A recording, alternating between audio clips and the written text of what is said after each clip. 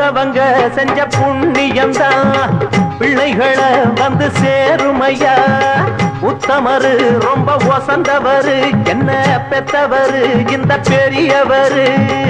அவரை போல இங்க யாருமில்ல அலசிப்பாரு நீ உலகத்துல. அண்ணனுன்னா அண்ணனையா அன்பு உள்ள மன்னனையா.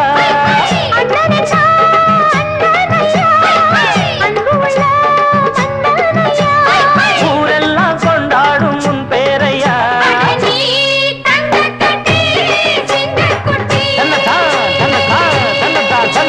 நீ பொட்டு வச்ச தங்க குடம் ஊருக்கு நீ மகுடம். நாங்க கொட்டு